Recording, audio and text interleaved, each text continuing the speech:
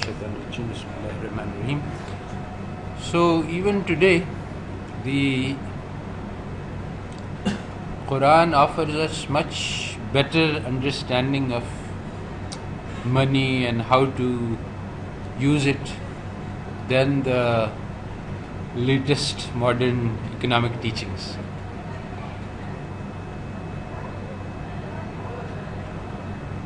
Today there is massive confusion about the nature of money. One of the things which is the standard that you have been taught is that quantity theory, that money is neutral, money is a veil, so the amount of money in the economy does not matter. This is just a complete lie, a big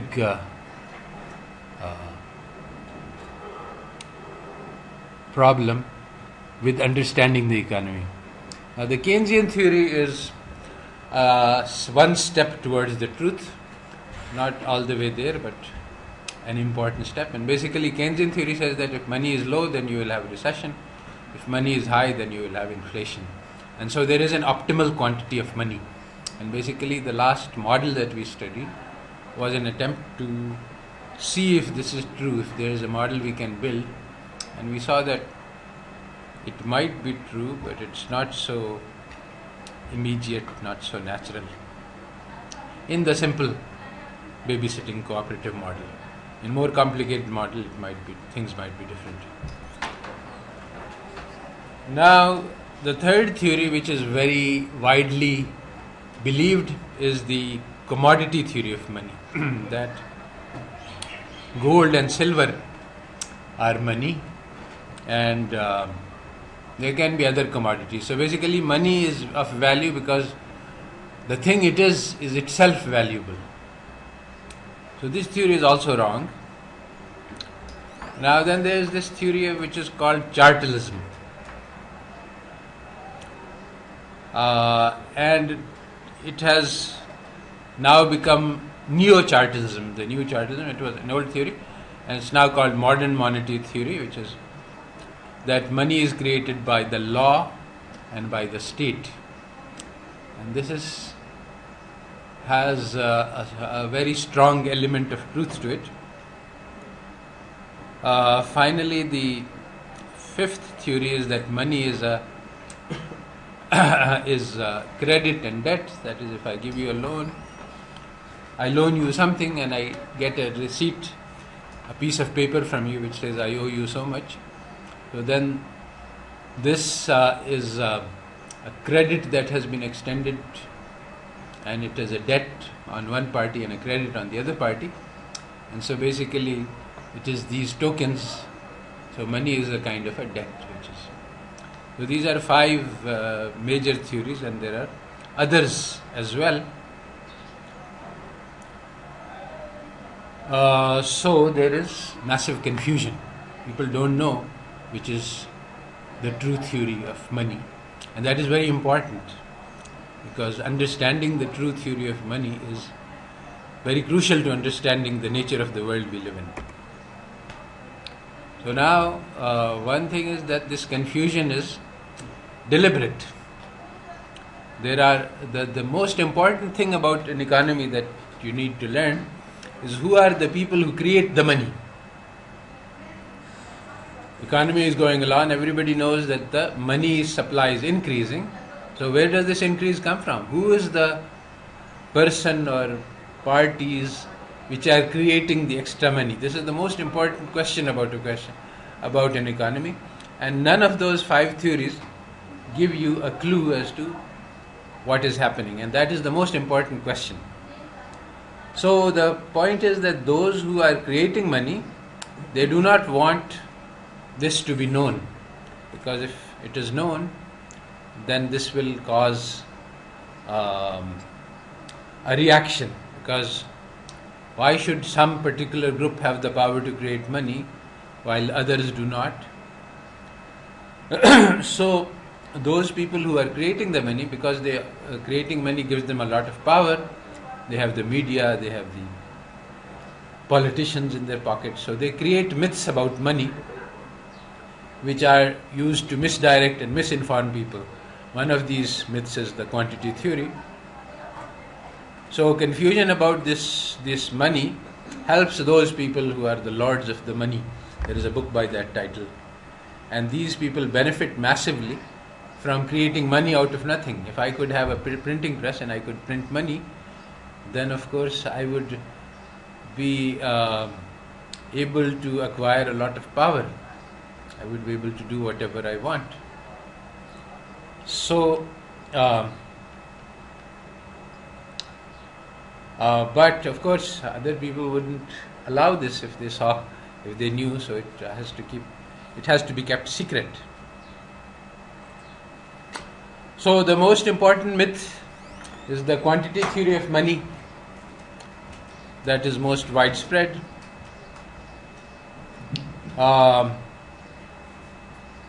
Basically, it says that money is proportional to prices. If you double the money, you double the prices. So creation of money causes no real change in the economy. It's completely bogus.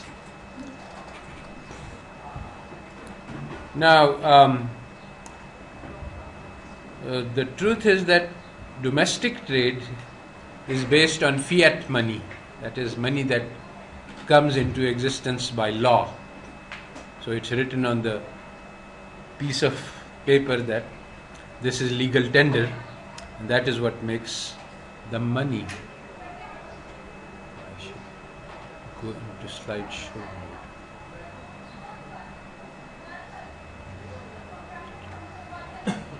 Now, fiat money.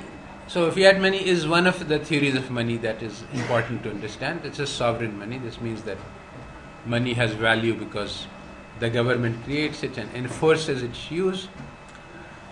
But this is not enough for understanding money, because we also have foreign trade, and in foreign trade we have to have exports and imports and balance of payments, and power also plays an important role.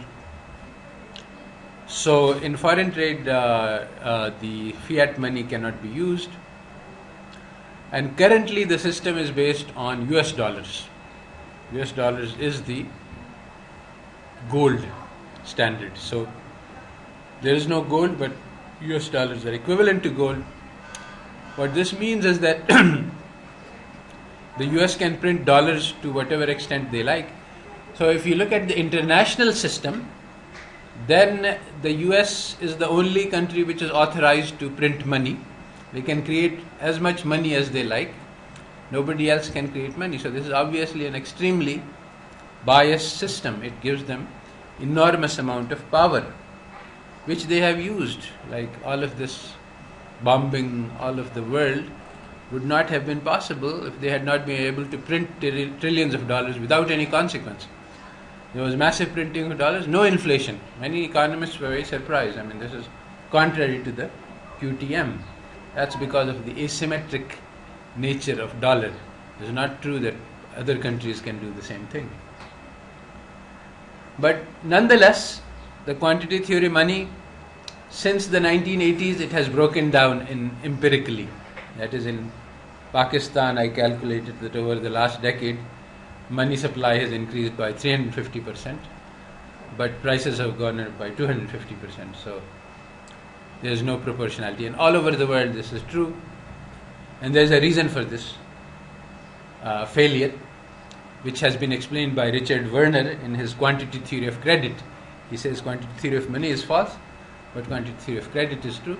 It's a very interesting topic for research, and because it conflicts with the standard myths, even though he should have gotten a Nobel Prize for this, for disproving something which has been, and creating a new theory which is valid. It has not received much recognition, so it's a good area. There's lots of things. Wherever QTM is used, you can replace it by QTC and get very interesting new results. So I'm just going through the list of myths that are very strong. Money is gold. This is especially widespread among Islamic circles, because they say, and also some orthodox economists argue that money is gold, and that if we get rid of paper money and go back to gold, everything will be good. This is wrong, because basically the needs of money increase with expanding economy. So if the economy expands, you need more money, and basically the money has to be kept in line with that. That's basically what Keynesian theory says, that the money has to be kept in line with the needs of the economy. If it goes higher, then it will cause inflation. If it is lower, then it will cause recession. Now the gold does not increase flexibly. It's increasing at its own rate according to how much is being mined and so on. And so these two don't match, and this always creates severe problems. In old times, the goldsmiths were using fractional reserve system, which I will explain later, and other methods to increase the money supply. Basically, you have a certain amount of gold, like 100 kilos, and you issue chits on it for 200 or 300. So as long as people regard you as a storekeeper, so they don't come and claim their gold, then this money circulates. That's the fractional reserve system. And so they can keep up with the needs of the economy. In ancient times, sometimes people would crack down upon this, the kings and that you are issuing 200 rupees worth of gold and you only have 100. So when they would crack down, then this would lead to a recession in the economy, because the money supply would not be able to keep up with the needs. So there is this dilemma that they are doing something which is highly unethical, completely wrong, but it's also at the same time essential for the economy. That's because gold is not money. That's not the natural form. Now, there is this article by Romer, and you see, modern economists, leading macroeconomists, still argue that money is neutral. So one of them wrote that, I think that money doesn't matter except in situations of very high inflation. So he says, Romer was brought up in the Chicago school, so he says, this is totally nonsense. How can anybody say something like that? So in this article he says that, this is actually a reflection on the level of blindness that prevails among any world's leading Nobel Prize winning economists, that they don't understand something so simple, that money matters in an economy. So he gives an example which is useful to show here. He gives the example of what is called the Walker recession. So Walker took over the Federal Reserve Board in 1980.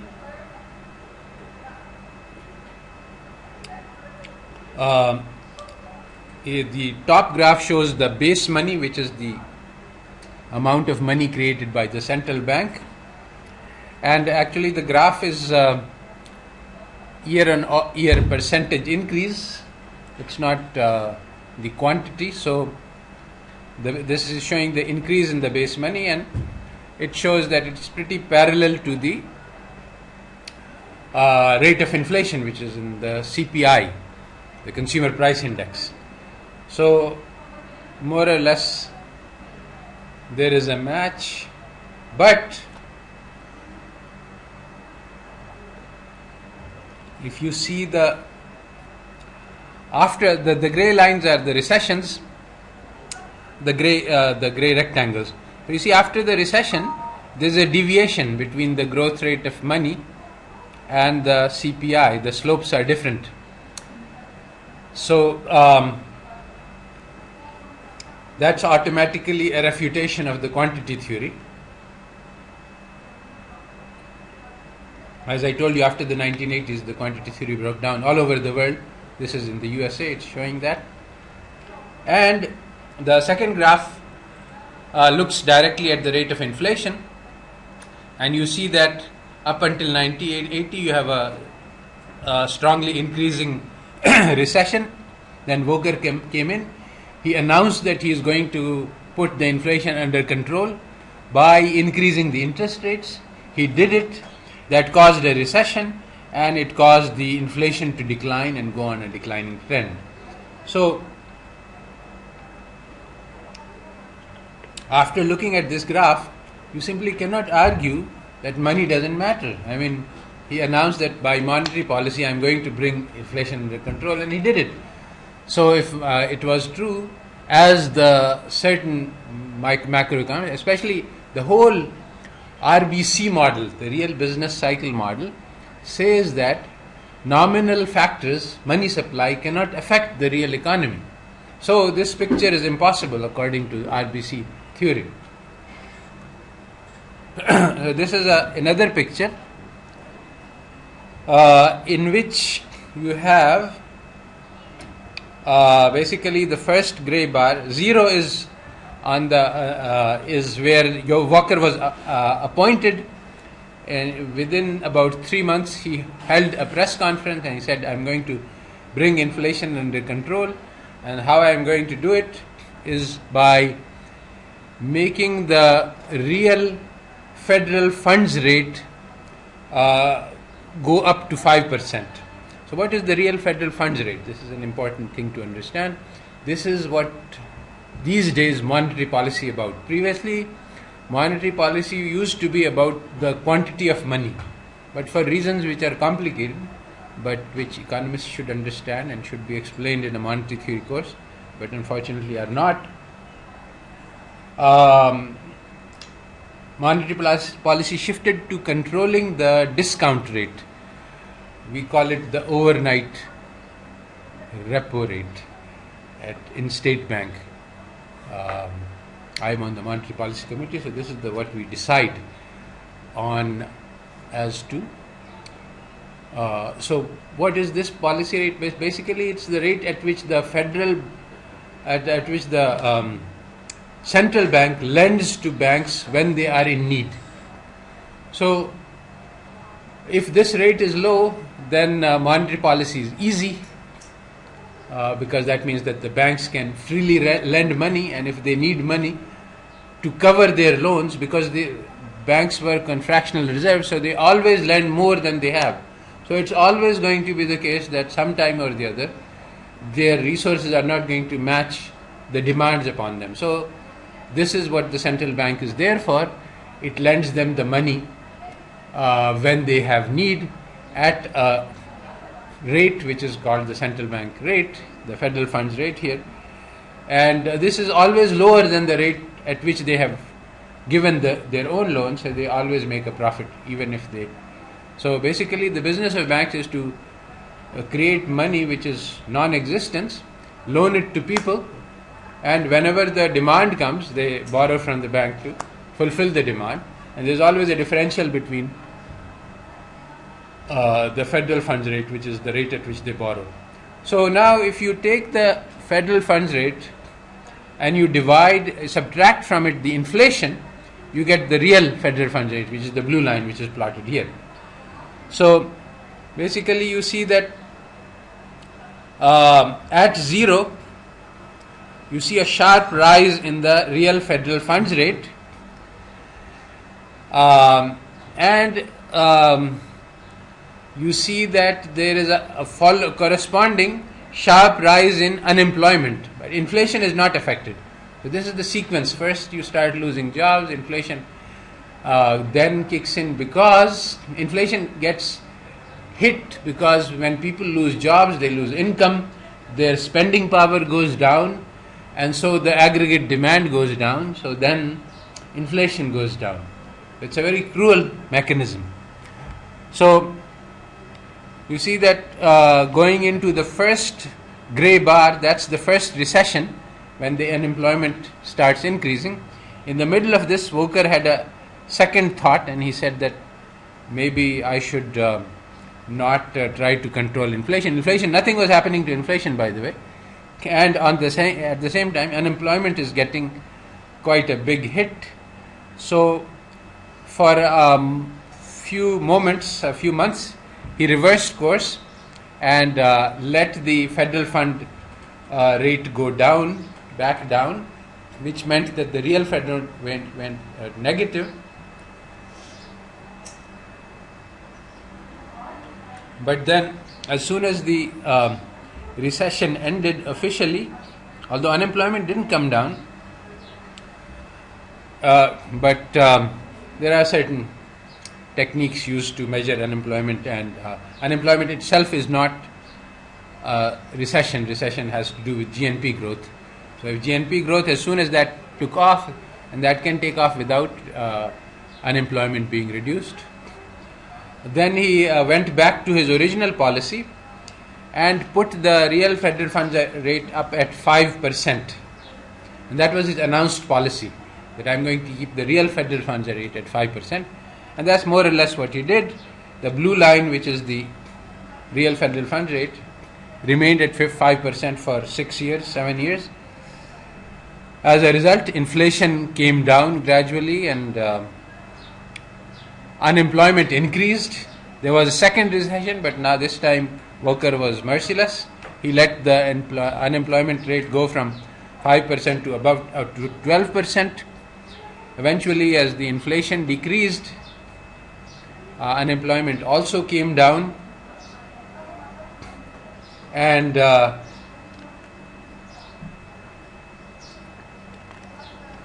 so this is the point that is being made by Paul Romer in this article, is that money policy matters, and it's crazy to think that it does not. And leading macroeconomists, especially in the RBC school, but many other schools as well, argue that money does not matter, money is neutral, or those who are not in RBC school say that money matters only in the short run but not in the long run. But here we have both short run and long run influences of the money supply. So the real business cycle school of thought, which is currently used, even our state bank DSGE model is based on RBC, and according to this, the model itself has no money in it, because money doesn't matter. Fluctuations in real variables are called by real shocks, not by nominal shocks. Here we have the real federal funds rate is being controlled at 5% by using nominal shocks. So this is against the central concept of real business cycle theory.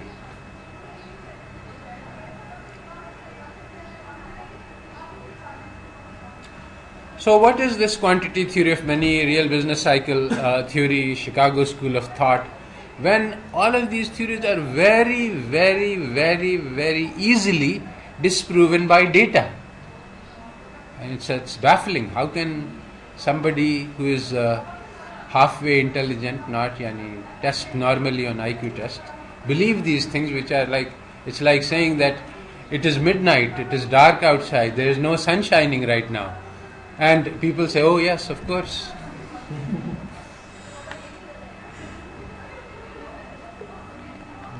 So, these theories are driven by the ideological necessity to prove that self-regulating market works. All agents always optimize, they create efficient outcomes in the economy. Once you assume that, then necessarily all interventions are bad, because you're already at the optimum, so any change will obviously be bad. So the Nairu, it just says that there is a natural rate of unemployment. If you fiddle with it, then you will cause inflation, and even accelerating inflation. You can have some effect on the short run, but none in the long run.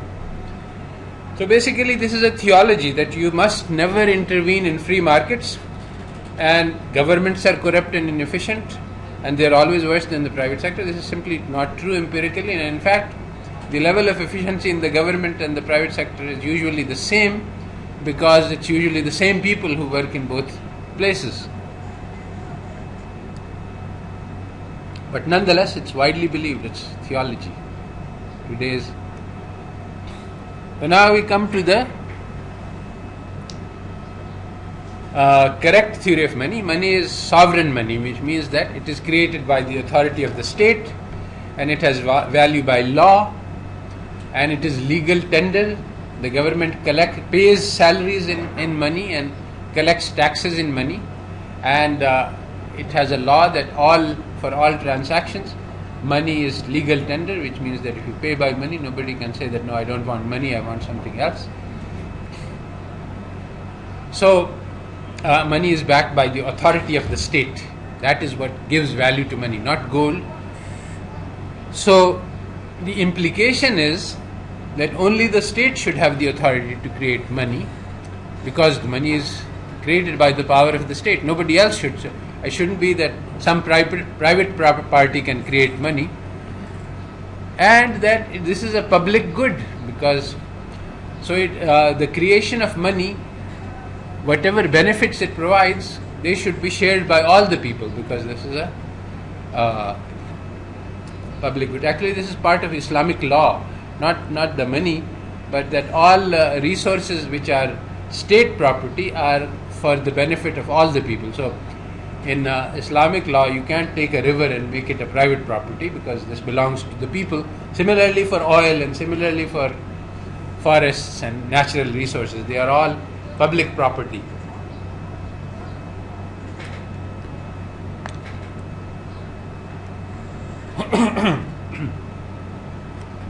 So in order to keep people from understanding and realizing this, there are many stories which have been fabricated and which are widely believed. One of them is the myth of corrupt governments and efficient private sectors. If you look at the USA, the private sector is much more corrupt than the government, and in fact the private sector has corrupted the government, as we will see. So so once you believe this myth, then you will say that, okay, even if money is sovereign and even if the government should create, we should not allow them to do it, because governments are corrupt and they will cause problems with money creation. So even if you understand the truth about money, you will not be able to utilize it. And the second myth which is taught is that the government already controls the money supply. This is what you are taught in your monetary textbooks, that the government controls the money supply, which is simply not true. The government does not control the money supply in any economy, whether it's Pakistan or whether it's Finland. And so for those people who realize that government does not control money supply, they are told that if the government is allowed to control money supply, then hyperinflation will result. So it's like this, that there's a story about Mullah Nasruddin, that he borrowed some pot from his neighbor, and then when he returned it, the neighbor said, look, this pot is cracked, it's broken. He said, well, look, first place, I never borrowed the pot, but if I borrowed it, it was already broken. So whatever you say, there is some solution. So now, what is the truth about money? The basic truth about money is that we have a fractional reserve banking system, which means that the government creates a certain amount of money. This is called the base money, or narrow money, or high-powered money. This is provided to the banks. Now, the banks all over the world follow a fractional reserve banking system. In Pakistan, about 33% or 40% of the money in the bank is in the form of cash. So if the bank has 30 rupees, then it can create 70 rupees. And so the amount of the bank has checking accounts worth 100 rupees, and it only has 30 rupees in cash. So if sometime 50 rupees are demanded, then it borrows 20 from other banks normally. That is what Kaibor is, Karachi Interbank Borrowing Rate. Because this happens all the time, because all the banks are always overextended. This is the nature of the system. So continuously they are borrowing from each other. And in fact, at the end of the day, there is interbank clearing. See, one bank, I give a loan of 100,000 rupees to Mr. X. Mizan Bank gives 100,000 rupees to Mr. Y. So Mr. X takes the money out of this bank and puts it in the other bank, and the other person takes it out of his bank and puts it in my bank. So then it's a null transaction. But both people now have 100,000 rupees in their pockets, and they believe that they have checking accounts. So suddenly, these banks created money out of nothing, and now there's 200,000 money in the economy, which didn't used to be there before, and we did nothing, and there was a null transaction. This is what's called interbank clearing. Take place at the end of every day. There are many banks. They all the checks are sorted in the central bank by computers, and all the cancelling transactions are cancelled, but there is still some real flow, and so those flows they have to match. Either the bank transfers real cash, high-powered money to the other bank, or if it doesn't have enough, then it borrows from the other bank. And if the other bank insists that no, I don't have the cash to lend you, then they borrow from the central bank. So in the first place there is KIBOR or LIBOR, London Interbank Bank, every place the system is the same. And in the second place there is the discount rate, the federal funds rate, which, or in our case, the overnight discount rate. These are always short term because every day the situation changes. So you borrow for one night to cover your losses, and then next day you return, and next day it's a new picture.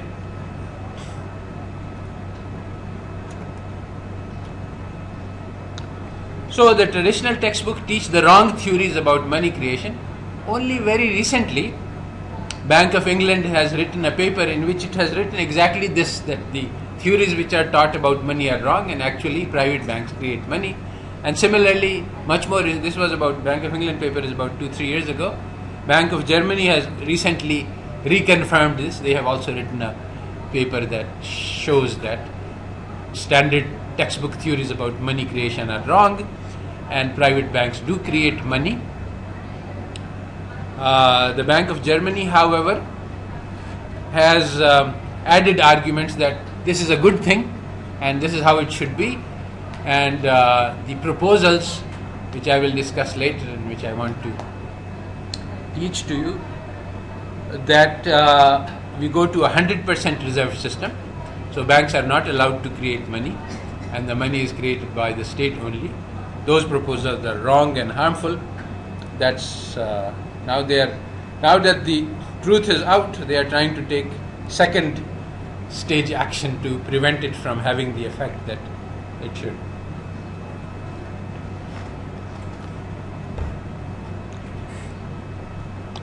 So the question becomes, how did the banks capture this power of money creation, which should have belonged to the state?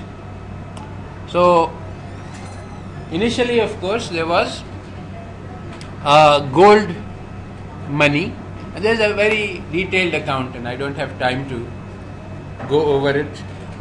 And there is this book by Ellen Brown called The Web of Debt. It's a very simple, short book which is easy to read and understand. As opposed to this, there are books by Michael Hudson and by Zarlenga, Stephen Zarlenga, which are much more detailed and complex and deep. They all tell the same story about the historical details of what happened. So I will only cover this very, very briefly here. Just some of the details. Much more is available and much more is needed to understand the whole thing. So King William in 1689 needed some money for war, and so the group of financiers agreed to provide him with money. Okay, we'll give you a loan, but what you have to do is to allow us to create the Bank of England. Now, very interestingly, this, like all such things, it's not the Bank of England, it's privately owned by financiers. And the Bank of England has the sole privilege of money creation on behalf of the state. They wrote it in the charter, nobody will be allowed to create money, we will be allowed to create money. And in return for this, we will give loans to the state for whatever it needs. So this is very strange. I mean, this is, why didn't King William print his own money instead of giving the power to somebody else to do it for him? Well, this is because it was widely believed that gold is money, and also gold is money for international transactions at that time anyway. There are other ways to create an international system of trade, and many have been proposed. Keynes proposed one, Stiglitz has proposed one recently, and this is urgently the need of the time, because the system that we have for international trade is grossly unfair, grossly unbiased, grossly unjust, and it is maintained in place partly by deception. People don't understand what's going on, and partly by the political power of the USA. So at that time also, the same thing was true. King William didn't understand that he could print money. And also there is the expectation effect. If people print money and people don't believe in it, it will not have the same value that it would if people believed this. So if people believe that money is gold, and if you print money and there is no gold backing, and they believe this is worthless, then it will cause a decline in the value. It will not go to zero, but it will be less than it could be. So the bankers, they had gold. So they said, we have money. And they propagated the belief that money is gold. So they lent it to him, but they used fractional reserves. So they don't have, if you have 100 kilos of gold, you can print 1,000 kilos worth of money. So they printed money, which was now guaranteed by the state because of the contract that they had. And so the money acquired value not because of the gold backing, but according to the understanding of people, it was valuable because it had gold behind it, but actually it was valuable because it had the authority of the state behind it. So basically they captured the privilege of money creation from the king, and it has been going like that ever since. So some of the lords of money have said at times that I don't care, one of the Roth or Stein, I don't care who is the king, as long as I have the power to create money. Actually, I am the king. Everything that I say will take place.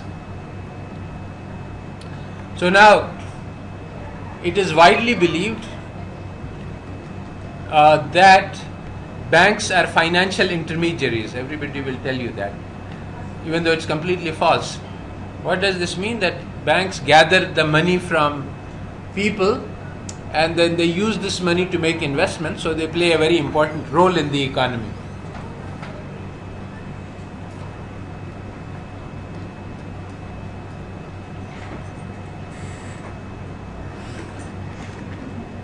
ये लो गया आई शायर में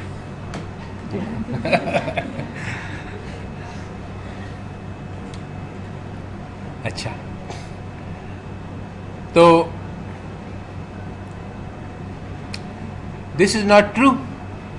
The bankers don't gather money and give it to other people, because when they give a loan, they don't deduct money from anybody. There are many depositors. Nobody is told that, okay, we are taking half of your money out and we are giving it to somebody else. So if there's deposits of 100,000 rupees owned by 100 people, and somebody else comes in and says, I want 100,000 as loan, they don't take the 100,000 cash they have and give it to him. They create an account of 100,000 which has nothing behind it. So now he has a checking account which is worth 100,000, and other people have 100,000. So now the bank has liabilities of 200,000 and cash only of 100,000. This is how money creation happens. So the business of banks is the creation of money from nothing. But they can create money only if somebody wants to borrow it. They cannot create money because there is nothing there to create. So then the banks create and propagate debt, because the debt is the only way to create money. If somebody borrows from you, then you can create money. So this is to understand. I mean, the common understanding about banks is that they are financial intermediaries. This is the job that the banks do. They gather money from people who have excess and give it to people who have need. It's completely false, bogus. The main business of banks is creation of money, and they create money on the basis of the fractional reserve system. So they do need the deposits. If they didn't have deposits, they wouldn't have the fraction that's needed. But they don't take these deposits and give them to anybody else. They create money out of zero.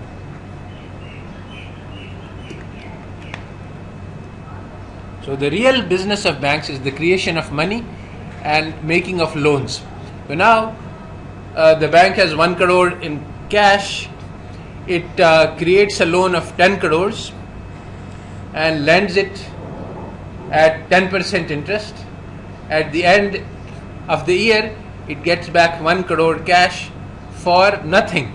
Yani, they created this 10 crore, they didn't have, and they loaned it. It was a fake transaction, actually not permissible in Islam to lend something which you don't have. Now the thing is that because of all of this deception, the ulama have understood the problem with the interest, but they have not understood the problem of the creation of money. So actually, if you take both of these things into account, then you can create a genuine Islamic system. So today the Islamic banks that we have are half Islamic, and they have banned the interest, but they haven't banned the money creation. So this is a serious problem. That's why the results that everybody expected from the Islamic banks, that they would provide justice and equity, and these are not appearing because they are not fully Islamic banks. Now, the banks have the job of making investments. So actually, the banks do a very important job in the economy. They lend to people who are investing. Normally, investments are huge, and the payback occurs later. I mean, when you start a business, you have to incur a lot of costs in the beginning, and then payback starts later. So you have to make a loan usually to start the business. So in that sense, the banks play a very important role. And the ideal method for doing this is the musharka contract, which is Islamic, because what happens is that the banks then choose the most profitable investment, in the sense that the one that will generate the most return, most productive investment, because it has to produce return in order for you to get a share of it. But actually banks don't have the money they lend, so they cannot afford losses. So in a musharka, sometimes you win, sometimes you lose, and this is how the big investment in the USA works. Is you call what is it called? I forgot the name. But basically, there are these investors. They take a large gamble on new business ideas, and many times they lose all their money. They put in $1 billion, they lose $1 billion. But one of these businesses strikes it rich, and then they make a lot of money. So this is how investment works. I mean, investment, you take risk, and in fact this is one of the laws of Islam, that if you invest money, you must participate. In order to make profits on money, you have to participate in the risks of business. That is Islamic law. Now interest is against this law, because it says that no, I can make money on money without participating in the risk of business. And this is what the banks do. So the banks don't use musharka, and Islamic economists have a debate, why aren't Islamic banks using musharka? This is the ideal Islamic contract, and that's because in a musharka, the bank has to pay if the business goes into a loss. It has to participate in that loss, and it has nothing to pay with.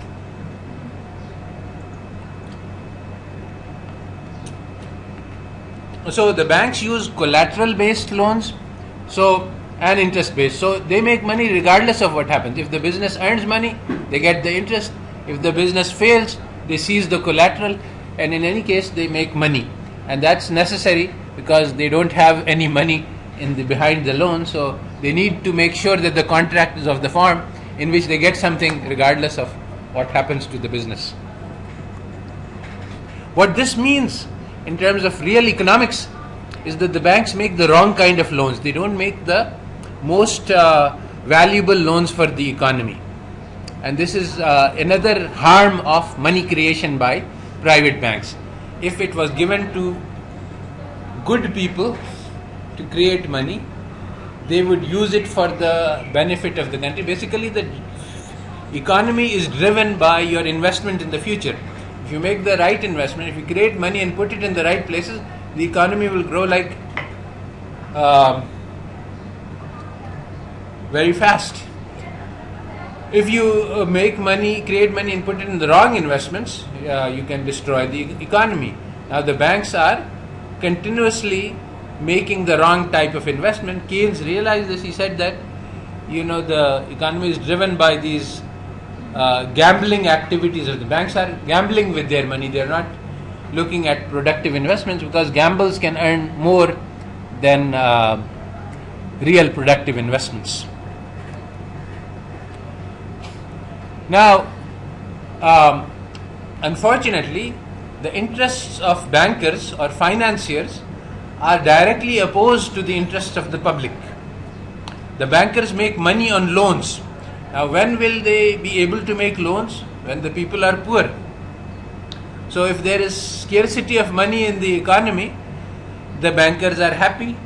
If there is plentiful money, if the government creates a lot of money, nobody wants loans, the banks have no profits. So this is what austerity is all about. Austerity is about making sure that people don't have enough money. This is enforced on countries by financiers that don't allow the government to print money, don't allow any measures which will cause revival of the economy. Because if the economy revives, then the people won't want to borrow money from us. So for the public, excess money is good. It leads to low unemployment. Even if there is inflation, inflation is harmful to the wealthy, the people who have the money. It is not harmful to the poor who have no money. Well, it is harmful in the sense that real wage goes down, but much more harmful to the wealthy, because their money is becoming devalued. Unemployment is also useful for the wealthy, because they get more workers at cheap prices to work in their factories.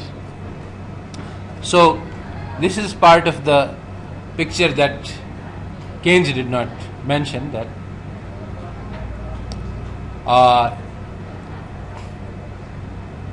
why did Volcker, if you look at remember the graph, Volcker reduced inflation, causing a recession in the economy, causing high unemployment. So all of these things are good for the wealthy and the powerful, and bad for the public and the poor.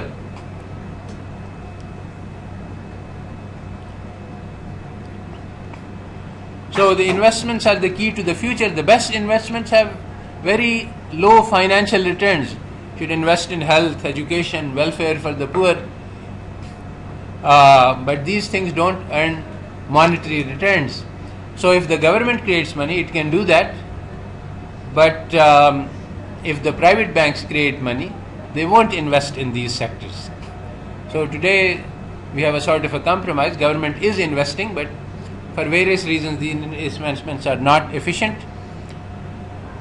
And the government is also constrained in its budget very strongly, because they have to pay interest on the debt, both domestic debt and foreign debt, because they are not allowed to print money. So in order to finance their budget, they have to borrow. But when they borrow, they create a burden of debt. Now instead of borrowing, they could simply print money. If they printed the money that they borrow, they would at least avoid the burden of debt, and there would be many other benefits. And this is actually part of the Chicago plan, which has recently been renamed as the Iceland plan, because the government of Iceland has updated it and made a plan to do it. But the financial lobby is very strong. They are not letting it go. In Switzerland also there was a plan like that recently, and I think there was supposed to be a vote on it to return the power of money creation to the people. Now the point is that the government can make good investments, the private sector cannot, but at least there's the very good investment which is in public welfare which produces no return, but then there is medium good investment which is investment in factories and roads and some other real productive investments, and then there is bad investment which is real estate, stocks, which just causes speculation but does not cause rise in productivity. Now it turns out, for reasons we will see, that speculation produces high and quick returns, much more than you can earn in real activity like 5%, but you can make 10% or 20% in real estate. So then instead of making good investments, banks make profitable investment, because that's what they're driven by. And speculation routinely leads to financial collapse. But by now the banks have gotten used to this, and they have worked out many strategies so that when there is a financial collapse, the banks are insulated from this. There is Federal Deposit Insurance, and there's many other kinds of tricks that they use so that everybody suffers when there's a financial collapse, but the banks don't. So now we go to the causes of the Great Depression, because that's basically due to the bank's creation of money.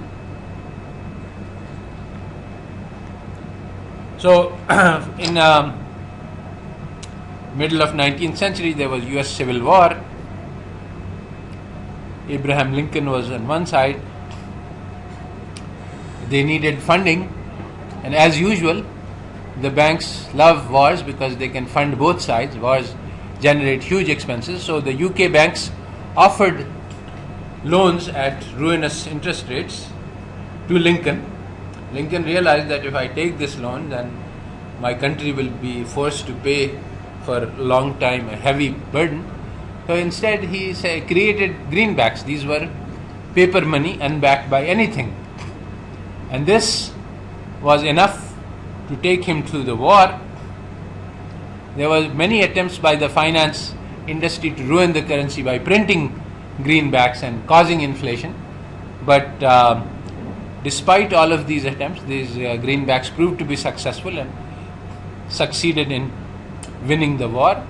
In the middle of his presidency, Lincoln was, after his victory, he was assassinated, and nobody knows why he was who assassinated him, but people think that it was some people think that it was done by the finance industry, because the greenbacks was a major threat to the finance industry. After his death, greenbacks were removed from circulation. In 1873, silver backing for currency was removed. In the USA, the currency had both gold and silver backing. So, for reasons too complicated to go in here, but basically to benefit the people who had gold, which was the finance industry, silver was owned much more widely.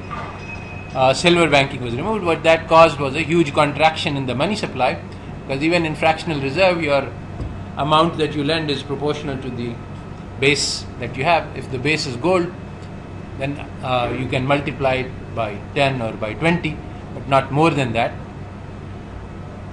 So this caused a recession in the country, which led to more profits for the banks and more troubles for the people. And there's a lot of description of that era where people are really hurting very badly because of this. They called it the crime of 73.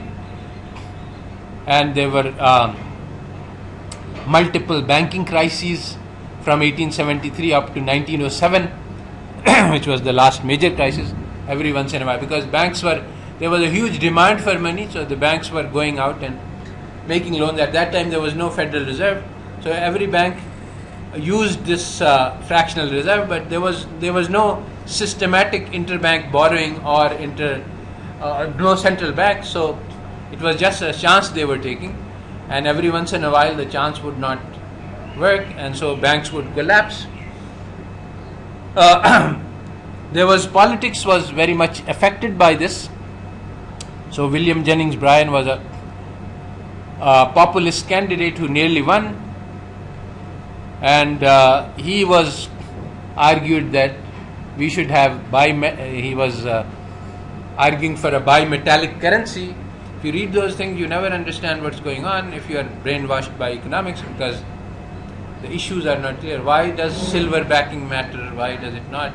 Well, basically, the issue is one of expanding the money supply, and Bryan was a very popular speaker, and he was just barely defeated in 2 presidential elections, and basically his platform was that I will restore the silver backing and thereby get more currency. But he also, in the course of his candidacy, understood that the problem is being created by the banking industry, and that we should have state-controlled creation of money.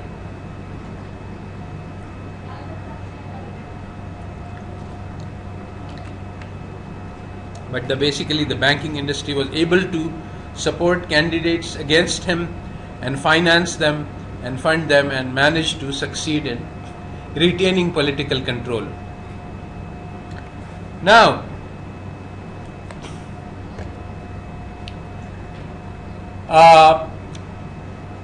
the bankers had a plan for the creation of this Federal Reserve. They manufactured banking crises, they created these crises artificially to scare the public into supporting this plan, which was called the Aldrich Plan. And the Aldrich Plan was basically going to authorize the banks to be the official creators of money. And it was worded deceptively. So, but the people were very sensitive and to the issue of money creation. So people were able to see through the plan, to understand that this plan will, instead of giving money power to the state, it would give it to the bankers, and so it was soundly defeated. Then it was reproduced. There was actually a meeting in a secret island, which is documented by leading financiers, who came up with this plan, which was very deceptive, and it had to be sold to William Jennings Bryan, because he was the leader of the opposition and he would not have let anything succeed. And so when they finally came up with this plan, which was called the Federal Reserve Act, he was quite happy, because it created the appearance that the US government will control the money supply.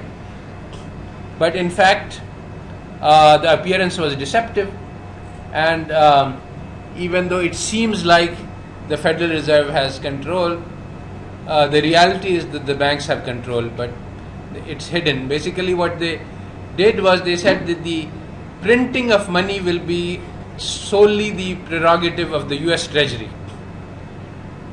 So, and that will be completely under the US government control. But the banks will call for this printing, and the Federal Reserve, so they differentiated between the printing of money and the issuing of money. So the Federal Reserve Bank gets to issue money, and they can call upon the Treasury to print money. So they confused the public and the Congress, and to this day this confusion persists. So the reality is that the monetary supply is completely in control of a private sector part of a collection of private banks in the USA, but the appearance is that the government is in control of this money supply.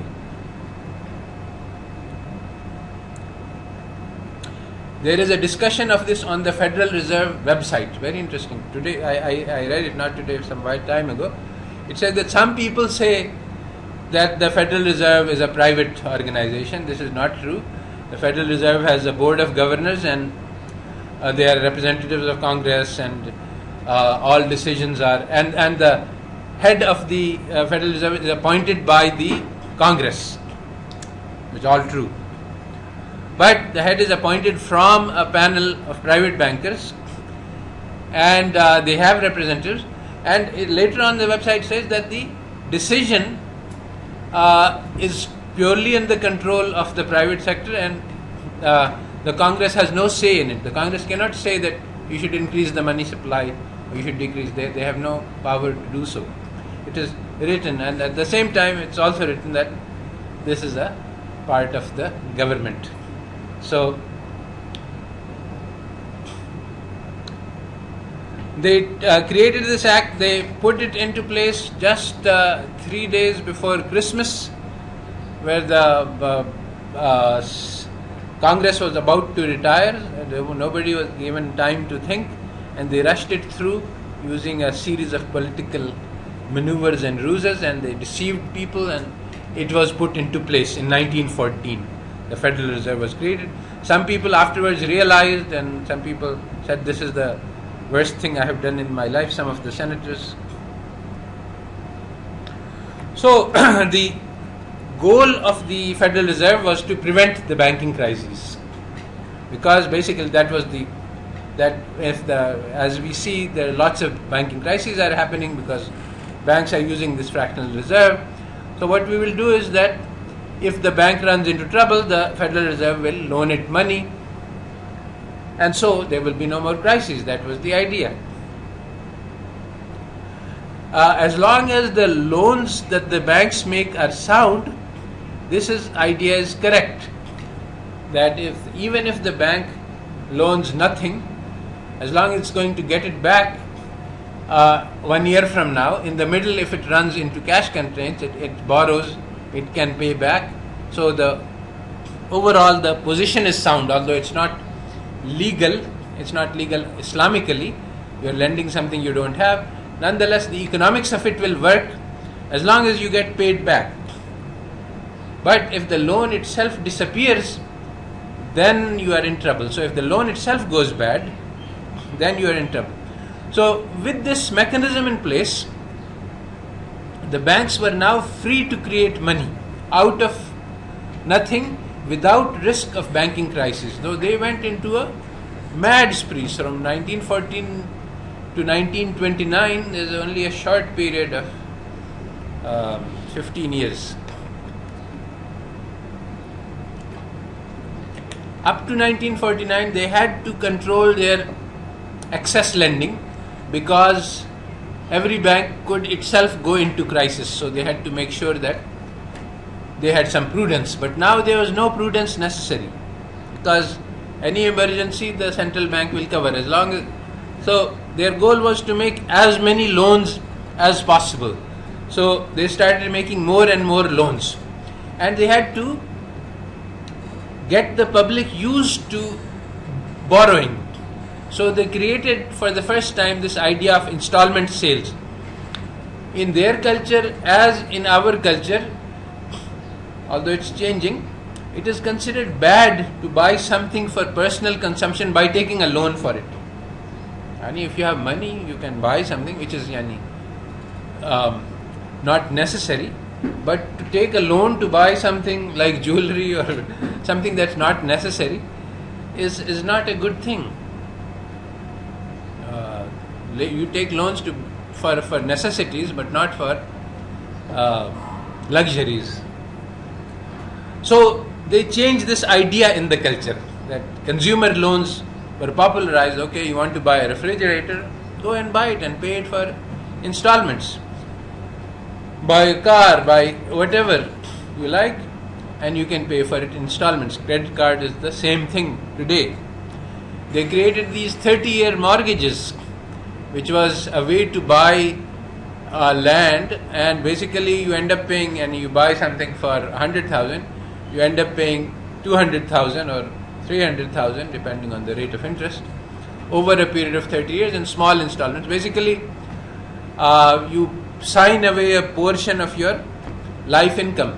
But the thing is that this is a psychological illusion, especially when you get a credit card, that this thing which costs $100, you only get to pay $8 a month for 2 years. So what's $8? I can buy this thing for $8. This is how people think psychologically. They don't understand that $8 accumulated over 2 years is 8 times 24 is twice the cost. You're paying double the cost, and that's what happens. And then people go into this credit card debt, that they buy everything because everything seems so cheap, and then they find that when they get their paycheck, everything is already booked, and now they have no money to spend for food. So, but even this did not satisfy the appetite of the banks, because they can make as much loans as they like. So they started lending for real estate, for consumer sales, but these are bounded. The people have need for only one house, and they can only consume a finite amount of consumer goods. So now they found another method to increase the loans, in which they encouraged people to speculate. Look, go and buy stocks, and if the stock price increases, then you make money on it. So they encouraged people to start gambling. So for the first time in history, the public started to buy stocks. Basically, stock buying was not a job that the public did. And because the public started buying it, this created a sort of a cycle of that when more demand comes in, the price rise.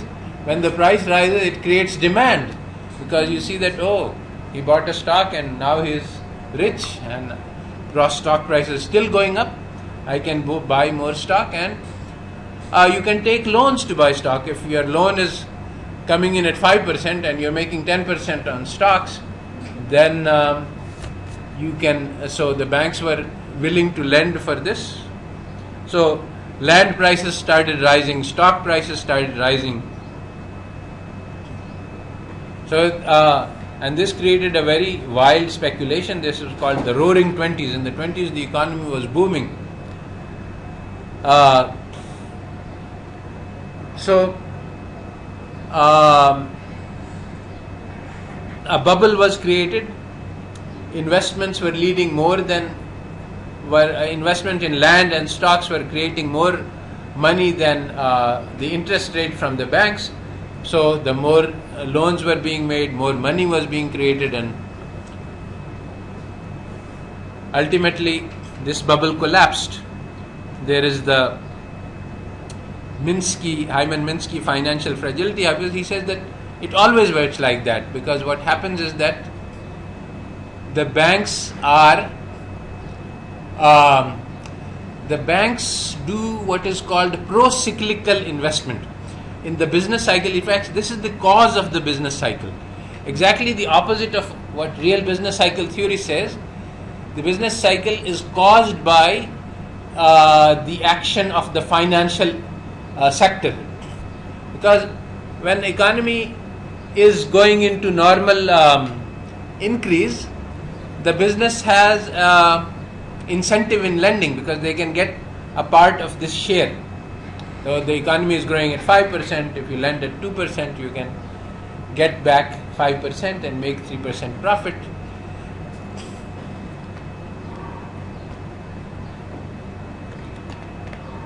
Now, of course, when you are making profits, the financial sector has an incentive to lend more and more, and they find these tactics to make people borrow more than they need, which means that it creates an inflation in the economy, because the growth in these sectors, land, stocks, other things, is more than the real growth.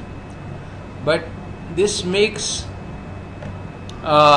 this creates loans which people now pay back, but when they are paying back, the burden of debt becomes greater, and what they earn in real terms is enough to, in the second stage of the financial fragility, people are earning enough to pay back the interest but not the principal. And in the third state, they don't even earn enough money from their real activities to pay back the interest, so they borrow even more to pay back the interest. So this creates a explosive cycle which ultimately always collapses. And basically the correct monetary policy, which would never be done by the private sector, would have to be done by the state, is counter-cyclical. When the economy is in boom, then once this happens, once you see economy reaches its capacity constraint. See, once it reaches its capacity constraint, then you should not increase the money stock. But the financial sector keeps on doing so, and it creates these artificial returns which don't have any real backing, and that leads to the financial fracture. Now, what the government should do is, at the peak, it should control the money supply, stabilize it, and when the economy is going in a downturn, it should pump money into the economy to prevent this. The banks do exactly the opposite. When the economy is booming, they pump more and more money, and when the economy is in collapse, then they reduce money supply because they can't earn money on their interest on their loans. So this is why this is what causes, or actually it intensifies business cycles. So basically the stock market crash occurred in 1929 when the booming stocks fell for some reasons which I won't describe here. Now the problem is that this stock and this land was the collateral against which the banks had lent. So suddenly the banks became insolvent because they had land worth $1 million which was backing, and they could seize the collateral, but the land value was no longer enough. And similarly for stocks to pay back what they had borrowed, so the cash that the depositors that came to them to ask for money, they had no money to give back to them because of fractional reserve. And in a recession economy, nobody wants loans, so banks cannot create money to take you out of the recession. So basically recession persisted in the USA until World War II. At that point in 1929, in 1930s, the economists saw through the system. This was not too difficult to do. They understood that there is a serious problem with the bank creation of money. The Chicago plan was made and signed by 150 leading economists of the time, and it said that we should transfer the power of money creation back to the government, and it proposed a large number of regulations on the banking industry. The banking lobby was seriously weakened, and most of these regulations passed, but one crucial reform that they prevented from passing was the Chicago plan. So fractional reserve was maintained, but a lot of different restrictions were put on banks to make sure that this crisis didn't happen. One of them was that they couldn't compete with each other. Each bank was restricted to operations in one state, so they couldn't grow too large. Checking account was separated from savings account, and limit was placed on how much interest they can pay, so they couldn't compete with each other. Maximum 5% you can pay to the depositor, because when they pay more, then they have to look for more return on their investment, and then they speculate. If they can earn what they pay, then they are not, the problems are not that severe. And the most important was the Glass-Steagall Act, which basically prohibited speculation by banks. You can't use your money to invest in stocks or any other kind of activity which would be speculative. Gambling was prevented. Now then, I have already shown you the graph of what happened to the earnings of the wealthy.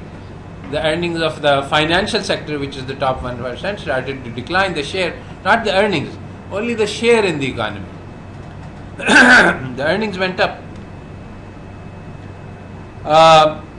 So at that point there was a lot of plotting, and these steps can be traced. There was the Mount Pelerin Society and many other think tanks, and funded by big business, were put into place to think, what can we do now that the banking regulation has passed? And so the financial sector is chained basically. So the thinkers realized that we cannot change the system until there is a crisis. So they manufactured their theories and their plans, and they waited patiently for a crisis to happen, because in a crisis everybody is confused. Actually, Friedman has said this, that we wait patiently for a crisis, and that's what basically the shock doctrine says, that once there is a shock, people are confused, and then you can impose plans upon them. So the crisis came up in 1972 when the Yom Kippur War between Israel and Arab, in which the USA supported Israel, and so the Arabs imposed an oil embargo upon the USA. The result of the oil embargo was a sharp increase in oil cost, leading to cost push inflation and unemployment at the same time, which created stagflation and disturbance in the economy. The Chicago school was ready, and they said all of the problems are due to the Keynesian economic theory, which is completely false. And they said that if we go to free market, all of these problems that you're seeing in high inflation, unemployment, these will disappear. And they had their agendas ready while everybody else was confused about what was happening. And they had made many think tanks and plans, and basically Reagan in the USA and Thatcher in the UK came to power in 1978, I think. Or was it early 80s? I don't remember.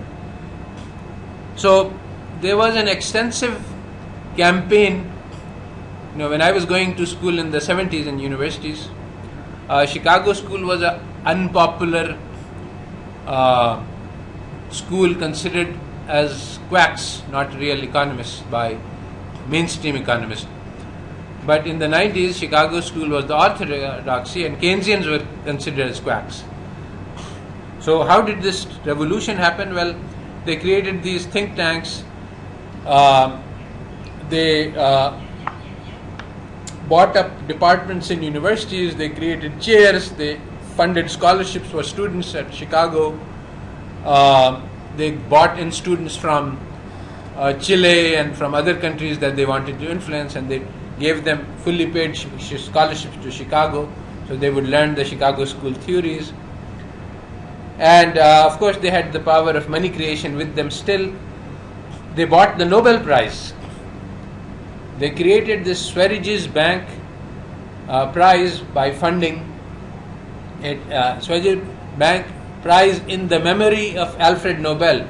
Now the Nobel Prize is managed by the Nobel family. This is not part of the Nobel family, and the Nobel family protested that you are using the name of our honorable ancestor for perpetrating fraud. The Nobel Prize is not a genuine Nobel Prize. It is just a bank prize. And 50% of these prizes were given to Chicago. That caused a tremendous change in the attitude of the profession. Reagan, Thatcher came in with the idea of financial deregulation, that we will take away all of these restrictions on banks, and that will revive the economy. So Thatcher tried to basically move towards free market. Reagan tried to do the same. The first thing that Reagan did was he deregulated the savings and loan industry. And the second thing which happened was the saving and the loan industry collapsed in a massive collapse. What they did was, after deregulation, they started investing in Latin American currencies and in doing all sorts of speculations and doing massive money creation, and ultimately it all collapsed, leading to the biggest mess. People have calculated that all of the money earned in the past 50 years by the banking industry was lost in this one crisis. But this time, very different from 1929, the financiers were very well prepared for. They knew that this crisis was going to happen, and they very cleverly deflected the blame.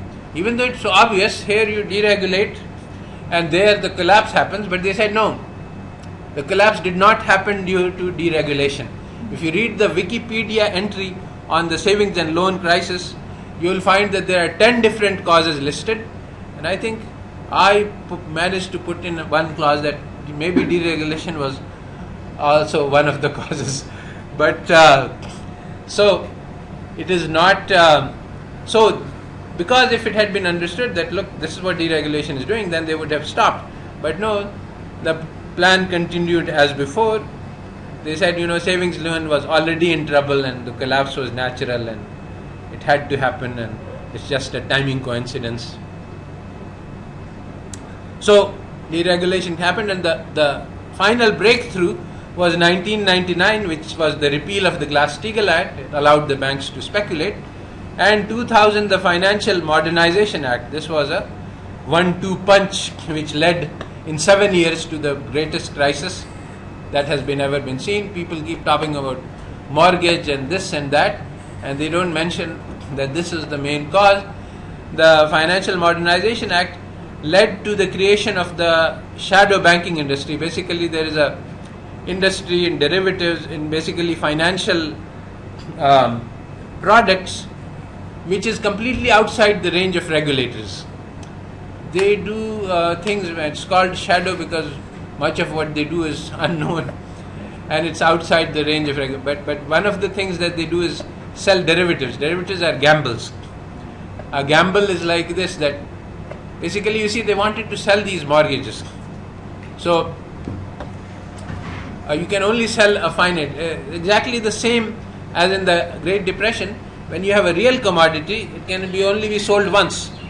So they take this mortgage and they create a bet on this mortgage, that this mortgage will be paid back. Or some other people say that no, it won't be paid back. Now, the whole mortgage, there is a derivative on it, which is a gamble between two people and to whether or not this mortgage will be paid back. Now it turns out that the derivative industry, so this way you can sell the same mortgage many times over. And so this was what was done. The derivative industry was created and you have a real transactions of 1 billion and gambles on it worth 1 trillion. Like futures? Future and forward. What? Future and forward. Yeah, futures, forwards, there were many other markets created. Today, the real trade, international trade in commodities is about 40 billion. Year or month, I forgot. I think it's, or it may be a day. But the speculation in currencies on this is in the trillions. So, more than 10-20 times of gambling is taking place on currencies, whereas the real needs of trade are very low. So, financialization of the US economy took place because these people were able to create infinite amounts of money. When the global financial crisis took place, the natural step, Atif Mia and Amir Sufi had written a book called House of Debt, and they show that if, basically it was the collapse in the mortgage market, if you collapsed, if you helped the people who were unable to pay their loans, which was the natural solution, the cost of solving the crisis would have been much lower and no recession would have taken place, because the recession took place because the middle class in the USA collapsed. They lost all their buying power. All of the money they had was transferred to the banks. So now the Congress passed an act. They were scared, they were frightened into saying that unless you help the financial industry, the whole economy will collapse, which was wrong. But this was the myth that was manufactured and sold to them. So as a result, they gave $1 trillion to the banking industry, no questions asked. This was part of the deal, that don't ask who am I going to pay. In fact, they were paying the criminals, the people who caused the crisis. So it's really like somebody hits you with a knife, and instead of applying the medicine to the wound, they applied the medicine to the knife. Why? Because the financial lobby was all powerful. They had financed the campaigns of all the congressmen. In 2010, a real coup was carried out by the corporations in a law which was passed by one vote in the Supreme Court, that the corporations can fund anyone they like to any amount that they want, which means that basically after that it's legalized bribery, and you can bribe your congressman by paying as much money as you like. Also, the corporations have infinite amounts of money. After that, it's impossible to discuss any measure. Like even Obama, he ran on the campaign promise that one thing I will do is I will allow the import of drugs of equal quality to those being sold in the US if they are available in Canada cheaper. He was not allowed to pass this simple free trade law. Even though he had promised, he was not allowed to do this by the power of the corporation. So basically, corporations are running the USA today. The public is suffering enormously, and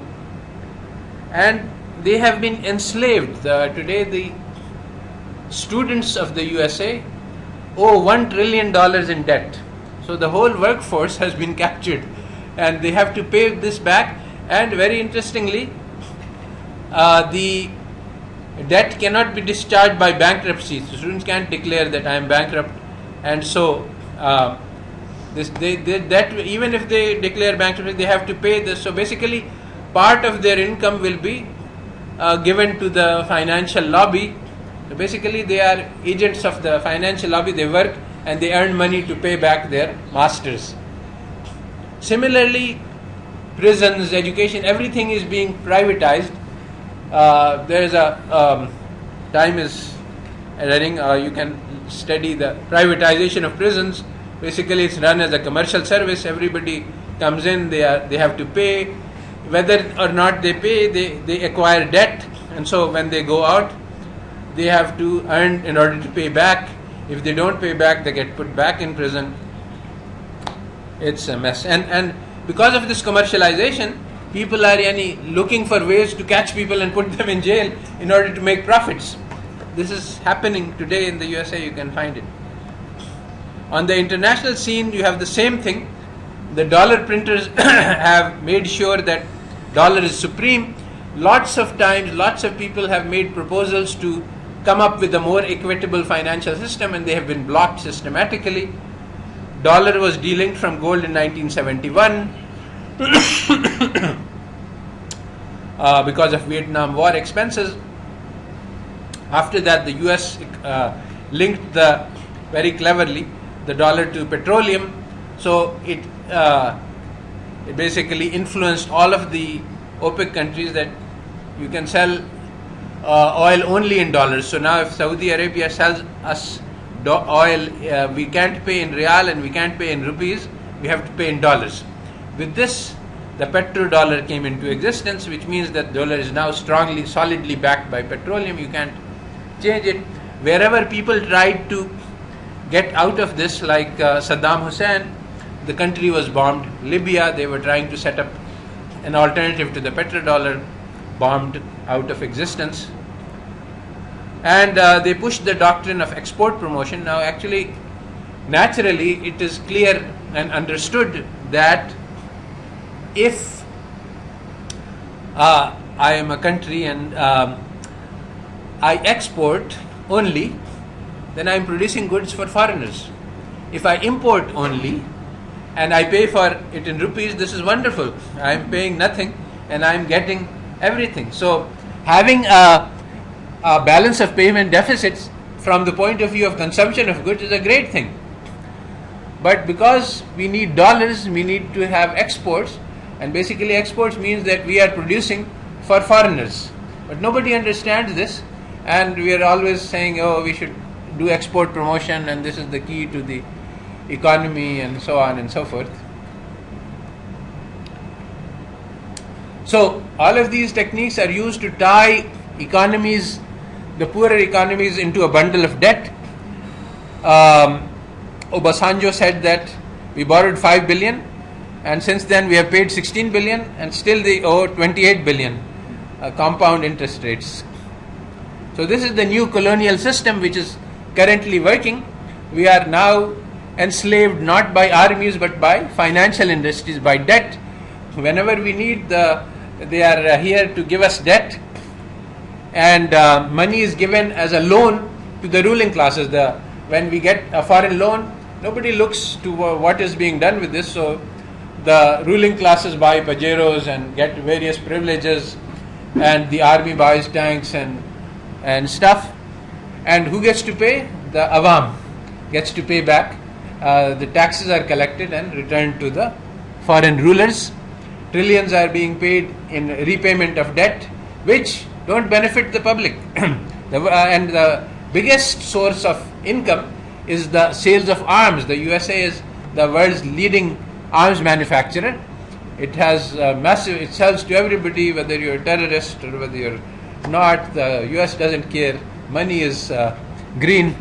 So they sold weapons to Iraq and to Iran, and were very angry when the peace accord came out. So whenever there's a war, the weapons makers are profiting from it. So they keep trying to create conflict and war. That's what my article says, that look, you have to stop this divide and rule. But it's very hard for people to see through this. And so today we are all fighting each other. Even the groups of students are fighting each other with weapons that are that the profits are going to USA or others. Israel is also one of the big. And basically, when the country falls short of loans, then the IMF comes in very generously, gives them a loan, and imposes conditions to make sure which will ruin the economy, so as to make sure that they don't have capacity to pay in the future. So there is worldwide poverty, and it is caused by these debt burdens. There are many examples cited about how, because the countries, they have to pay debt, they can't afford to feed their children. And this is really, it has been happened in the past, that in the past, when the debt was so high, the countries renounced it. US itself did it, the Europe did it. They had too much debt and they said, okay, we can't pay, sorry. Sorry. We can't pay, sorry. So we have to feed our children. But no, today you will starve your children and pay because the system ensures compliance. So now we get 141 billion in aid, and we pay back 464 billion every year in interest payments. This is global, not Pakistan. The IMF is the police keeper, is the Gunda, which ensures that it breaks your arms and legs if you don't repay. So it puts down conditions which are known to ruin economies, austerity, and they have admitted this even recently, that yes, austerity conditions that we imposed on Greece, they caused harm to the economy. Now see, if you want the economy to recover, to be able to pay, then you don't want to make them impose conditions which will make the economy worse off, but it's not in their interest. Their financial lobby doesn't mind if our economy is ruined. Once you are in debt, you want to keep them in debt, because that keeps you in their power. So again, the bankers' interests are opposed to the interest of the people. The World Trade Organization, this is almost near the end. World Bank publication, East Asian Miracle, very interesting publication. It starts out by saying that the East Asian economies achieved miraculous growth. How did they do it? He said they broke all the rules in the book, everything against free trade. It lists 4 or 5 or 6 different strategies that they followed, which then basically the whole of the book is an argument that it was in spite of these violations that they succeeded, not because of these, because basically they want to protect the free market ideology. And then they created this World Trade Organization, and anybody who signs it, all of these 6 conditions they have to promise not to use. So industrial policy, we can't use that. Exchange rate subsidies, which All of these, they by list, one by one, all of the strategies which were used by East Asia, we can no longer use because we have signed the WTO, and there's no option. We can't say that don't sign the WTO because we are sort of dependent on the international trade system. It's possible to go it alone, but very difficult. So it's called kicking away the ladder. You use a ladder to climb up someplace, and then you kick it away that nobody else can follow. Okay, so now the problem is twofold. There is real power, but there is also knowledge power. If our